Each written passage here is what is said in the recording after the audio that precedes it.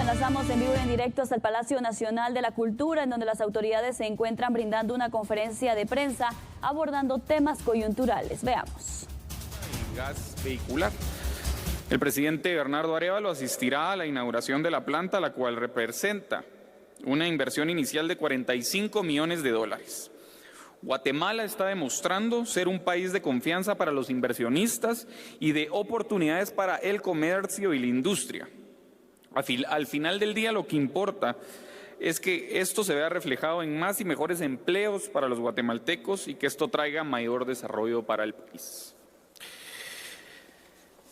Igualmente, mañana el presidente se trasladará al Centro de Máxima Seguridad Renovación 1, anteriormente conocido como el Infiernito, una cárcel que desde hace mucho tiempo, lejos de ser una cárcel de máxima seguridad, pasó a ser una universidad del crimen.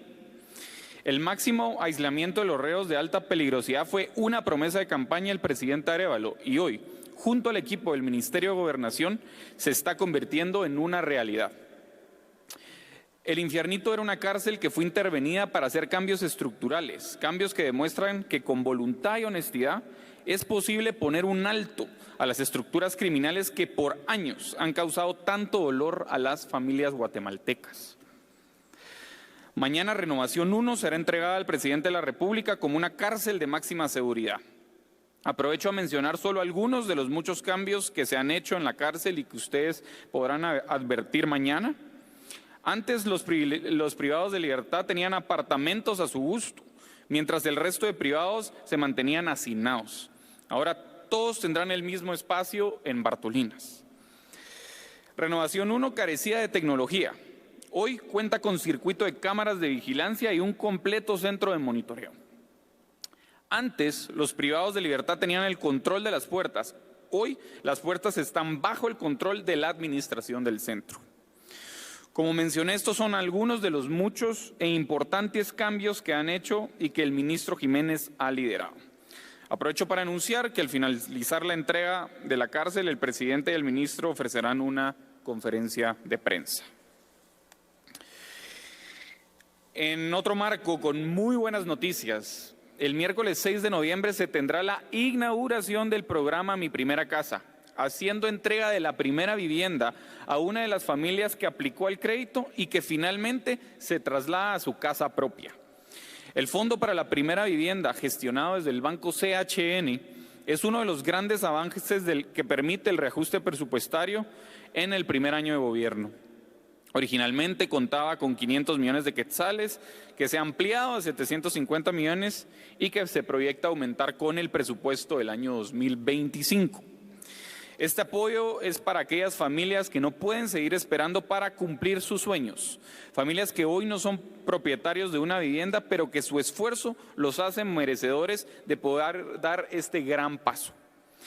Les invitamos a ingresar a la página web miprimeracasa.gov.gt para conocer más sobre el programa Mi Primera Casa y así los interesados puedan aplicar a los créditos que se encuentran disponibles.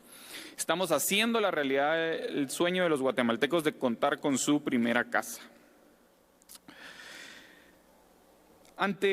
Como segundo punto, ante las elecciones de Estados Unidos, el gobierno de Guatemala reitera su total disposición a mantener buenas relaciones diplomáticas con el país del norte, independientemente del partido o candidato que resulte electo. Nuestros funcionarios en Estados Unidos mantienen una estrecha comunicación con representantes del Partido Demócrata y el Partido Republicano desde hace meses y, pues, por supuesto, estamos atentos a la decisión que mañana ejercerá el pueblo de Estados Unidos. Deseamos a Estados Unidos una jornada pacífica de votación en el cual prevalezca la democracia y la paz. Estaremos definitivamente atentos a los resultados. Y con eso pasamos al tercer punto de la agenda. Queremos, como podrán ver, hoy nos acompañan varios funcionarios de gobierno, quienes harán la presentación de un nuevo caso de corrupción que se estará presentando. Voy a dejar en el uso de la palabra al secretario de CEGEPLAN, Carlos Mendoza, quien les explicará un poco más acerca de este caso.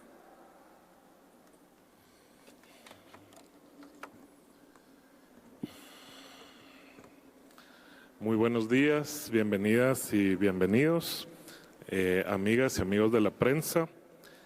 Hoy es lunes 4 de noviembre del 2024 y el día de hoy, como secretario de Planificación y Programación de la Presidencia, yo debería estar ante ustedes celebrando los 70 años de Segeplan, que los cumplimos el día de ayer.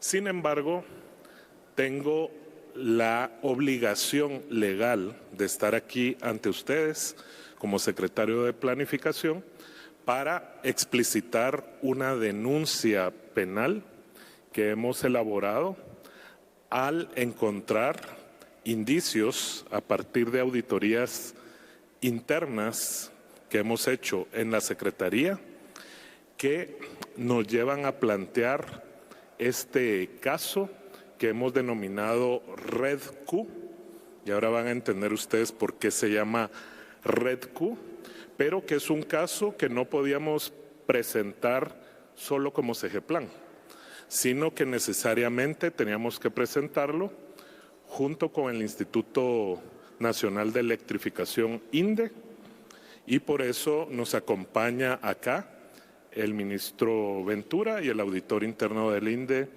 el licenciado Jorge García.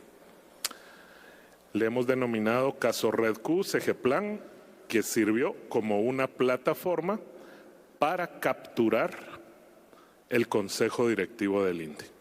Siguiente, por favor. Como ustedes saben, la Segeplan es una institución de servicio para el resto de la institucionalidad pública. Somos el ente o el órgano planificador del Estado y nuestra función es asesorar y asistir técnicamente a las municipalidades, al sistema de consejos de desarrollo, a los ministerios y además entidades autónomas, semiautónomas y descentralizadas. Y por eso es que Segeplan tenemos presencia en más de 300 mesas de trabajo y discusión sobre diversos temas y, entre otras, tenemos presencia en 40 juntas directivas por mandato legal.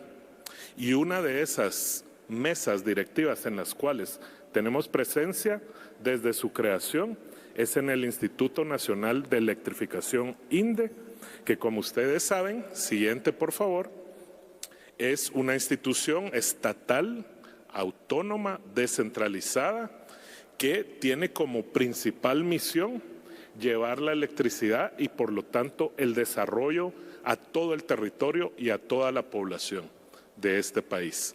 Y tiene que promover el uso racional de los recursos. Veamos ahora qué es lo que dice la ley del INDE. La máxima autoridad del instituto es su consejo directivo, que está, según esta misma ley, conformado de manera corporativista. ¿Qué quiere decir esto? No es solo presencia o responsabilidad del gobierno de turno, sino que hay representación de otros sectores que se considera que tienen intereses en el subsector eléctrico. Y por eso es que además de estar el Ministerio de Energía y Minas, el Ministerio de Economía, la Segeplan, que son los 3 integrantes de gobierno, tenemos otros 3 que son el representante de ANAM, la Asociación Nacional de Alcaldes Municipales, representante del CACIF, ¿verdad?, de las cámaras del sector privado organizado, y un representante de asociaciones sindicales. Esas son las 3 sillas y participa siempre el gerente general en función de secretario del Consejo Directivo. ¿Qué quiere decir esto? Que para tomar cualquier decisión de alto nivel en el INDE se necesitan por lo menos 4 de esos 6 votos. Eso que quede claro. Y es importante, si ustedes asistieron la semana pasada al Congreso de la República, cuando nos citó la instancia de jefes de bloques y trató de achacar toda la responsabilidad de los problemas del INDE en los 3 miembros del Ejecutivo, cuando no hay ninguna decisión, ninguna, que se pueda tomar si no hay por lo menos 4 votos. Eso que nos quede claro. Siguiente, por favor. Lo que Segeplan encontró, empezó su debida auditoría interna y el día de hoy estaremos denunciando ante las autoridades encargadas del organismo judicial para que investiguen apropiadamente.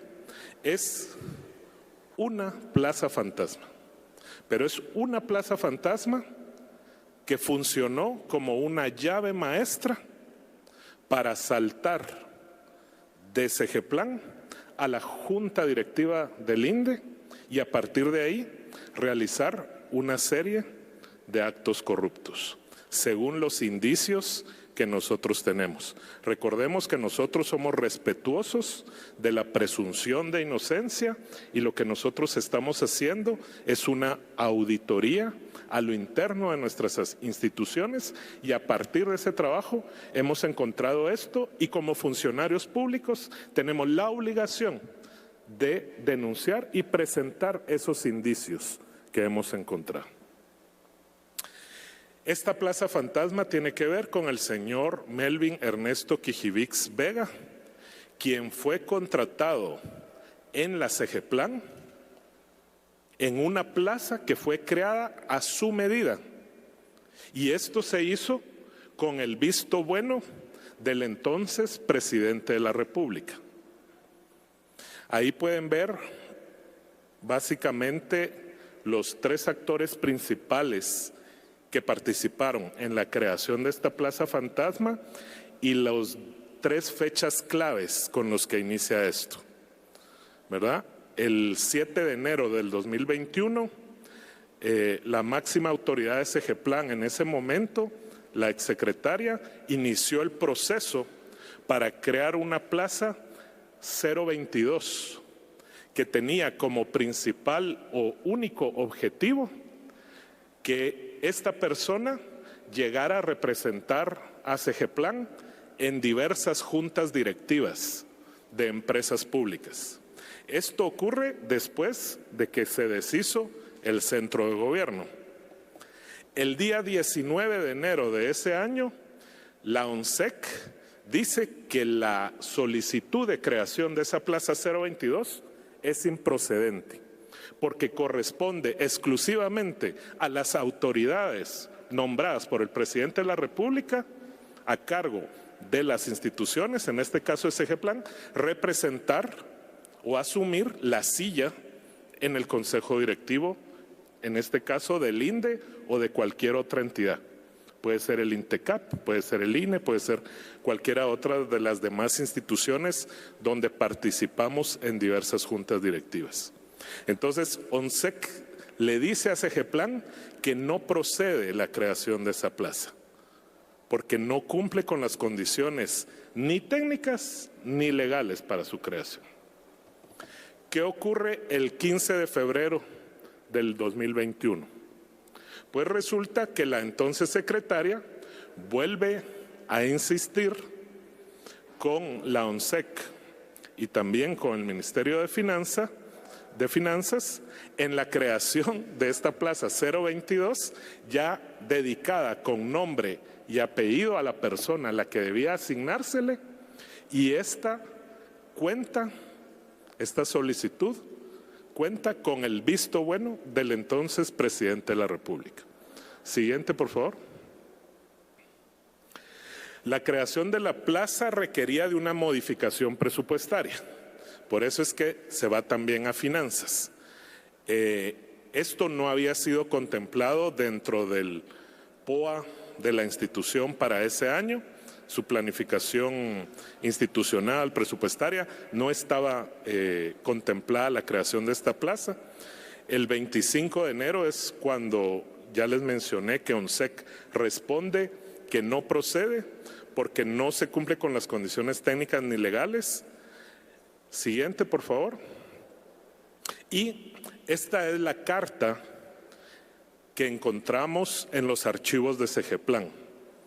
Les podemos facilitar a todos una copia de esta carta, que es donde en efecto se solicita la autorización para contratar como director temporal en el renglón presupuestario 022 y con los honorarios mensuales de 20.625 quetzales al ingeniero Melvin Ernesto Kijivix Vega, quien dependerá directamente del despacho superior. Y ahí pueden ver ustedes la firma de la exsecretaria y el visto bueno del expresidente de la República. Siguiente. A partir de esta carta, con el visto bueno del presidente, entonces la ONSEC y Finanzas proceden a la creación de la plaza. ¿Sí? Y las atribuciones que él sí desempeñó en la realidad, que fue representar a Segeplan en el Consejo Directivo del INDE, fue precisamente lo que la ONSEC dijo que él no podía hacer y por eso había declarado improcedente la creación de la plaza en primera instancia. Y aquí pueden ver ustedes, si ustedes revisan el manual de Segeplan que describe las funciones de cada puesto, las de la izquierda son la forma como Segeplan convenció a la ONSEC y a Finanzas de crear la plaza. Pero ninguna de esas funciones cumplió el señor Kijivix. La única función que él cumplió fue la que ONSEC explícitamente había dicho que no podía ejercer, que es la representación de Segeplan en el INDE. ONSEC lo que dice es: usted no puede crear una plaza específicamente para eso. Y eso fue lo que ocurrió. Nosotros, sabiendo antecedentes de este caso por los medios de comunicación social que vamos a recordar más adelante, pues estábamos claros que al asumir la Secretaría de Planificación teníamos que actuar rápidamente, porque no podía seguir siendo el INDE dirigido por una persona con los antecedentes de esta. Y por lo tanto, lo primero que hicimos, ustedes recordarán, esa primera semana fue removerlo de la Junta Directiva del INDE y después removerlo de Segeplan. ¿Por qué no lo hicimos al revés? Porque había un riesgo, según asesoría jurídica, de que si lo removíamos primero de Segeplan, podía utilizar alguna artimaña legal para mantenerse en la Junta Directiva del INDE. Entonces, primero lo reemplazamos de la Junta Directiva del INDE y después lo despedimos de la Segeplan. Eso fue la primera semana. Ahí ya empezamos a encontrar indicios de que algo estaba mal, porque para despedir a alguien usted tiene que notificar a esa persona en físico, ¿sí? Las personas jurídicas y recursos humanos buscan a la persona y le notifican: usted ha sido removido de su puesto, dese por notificado. Y tuvimos que irlo a buscar, porque claro, él no aparecía en Segeplan, en sus oficinas. Siguiente.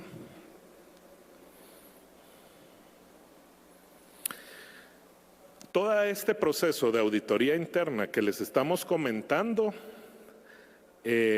paradójicamente, se intensifica cuando el señor Kijivix descaradamente se atreve a llegar a Segeplan a pedir sus prestaciones laborales.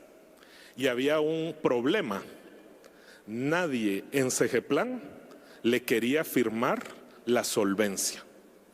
Ustedes saben que cuando uno entrega su puesto, le tienen que firmar una solvencia de que uno entregó los bienes que se le dieron a su cargo, que uno cumplió con lo que tenía que cumplir en su posición, etcétera.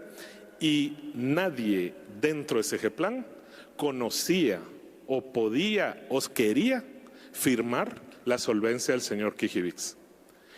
Y sin embargo, él se acercó con un abogado a pedir que se le indemnizara. En esa reunión se profundizó y se le preguntó cuáles eran sus funciones en el puesto. Y no supo decir ni una sola función del MOF que les presentamos. Lo único que él reiteró es justamente lo que sabemos, de que él representaba a Segeplan en el INDE.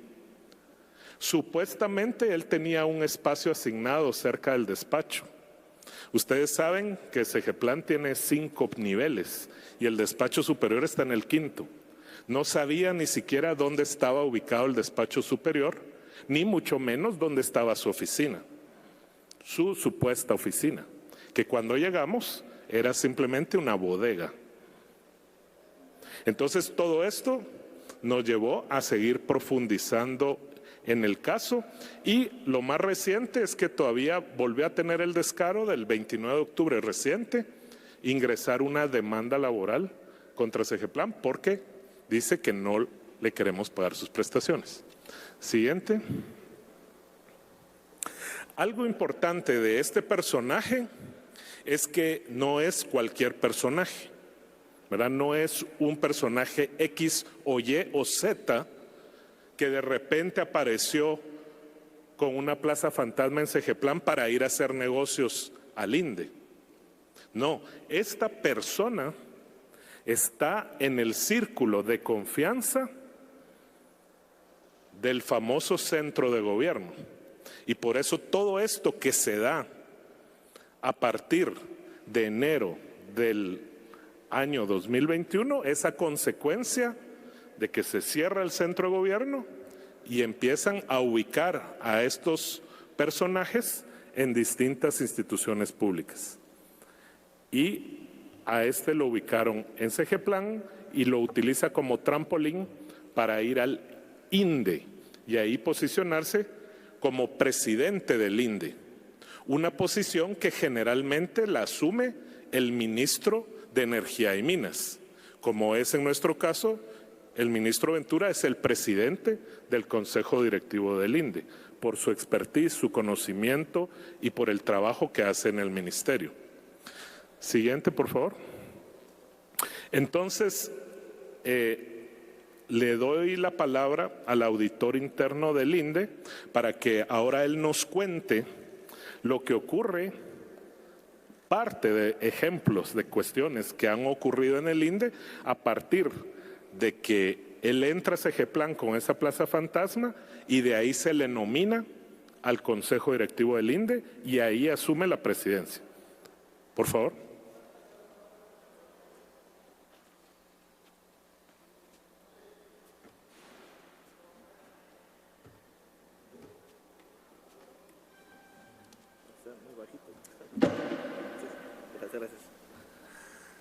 Muy buenos días. Para dar continuación a lo que se viene comentando sobre la plaza fantasma de Segeplan, justamente en el primer trimestre de 2021 llega el señor Quejivix al INDE siendo miembro del Consejo Directivo. Y a partir del primer día hábil del año 2022, una junta de consejo lo nombran unánimemente presidente del Consejo. Así como podemos ver aquí en los puntos de acta que están publicados. Siguiente, por favor. Cuando toma el control en el año 2022 es donde justamente el movimiento presupuestario del INDE se dispara. Empezamos a observar gastos que anteriormente no se daban en ciertos renglones, como por ejemplo en el tema de las consultorías, que es el tema que vamos a desarrollar brevemente. Siguiente, por favor.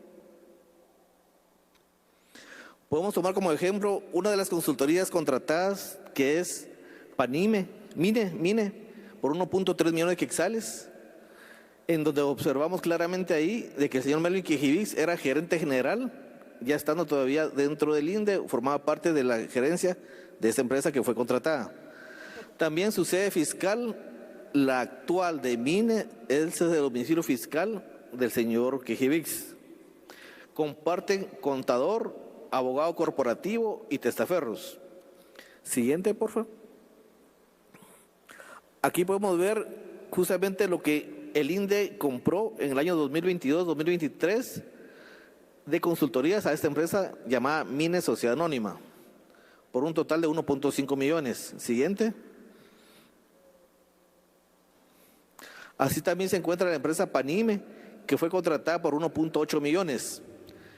Hay que reconocer que ese tipo de empresas fueron 17 consultorías contratadas en el año 2022. Esta es parte de la conferencia de prensa que brindan las autoridades de gobierno. Estaremos de regreso con más información en referencia a este nuevo caso de corrupción denominado caso Red Hood, que implica precisamente a CGPLAN, así como al Instituto Nacional de Electrificación INDE, este caso de corrupción que fue descubierto y que, según lo que indican en este momento las autoridades, ocurrió en la administración anterior. Ya volvemos.